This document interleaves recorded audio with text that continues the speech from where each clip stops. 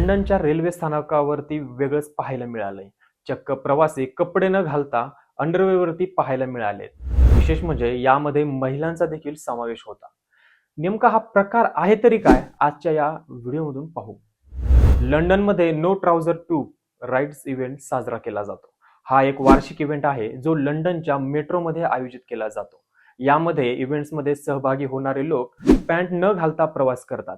हा इव्हेंट प्रामुख्याने मनोरंजनासाठी आयोजित केला जातो आणि यामागे कोणताही राजकीय किंवा सामाजिक उद्देश देखील नसतो. हा इव्हेंट प्रथम 2002 साली न्यूयॉर्कमध्ये सुरुवात झाली. त्याचा उद्देश म्हणजे सार्वजनिक ठिकाणी अचानक काहीतरी वेगळं करणं, मजेशीर घडवून आणणं आणि लोकांना थोडंसं हसवणं, हाच एक उद्देश होता. त्याचप्रमाणे लंडनमध्ये हा इव्हेंट प्रथम 2009 मध्ये आयोजित केला गेला आणि त्यानंतर दरवर्षी जानेवारी महिन्यामध्ये याचे आयोजन केले जाते. यामध्ये सहभागी होणारे लोक लंडनमधील विविध ट्यूब स्थानकावर एकत्र येतात आणि पॅन्ट काढून ट्यूबमधून प्रवास करतात. त्यांचे उर्वरित कपडे नेहमीप्रमाणे व्यवस्थित असतात. त्यामुळे हे दृश्य अधिक मजेशीर वाटते आणि ते पाहायला जरा वेगळं वाटतं.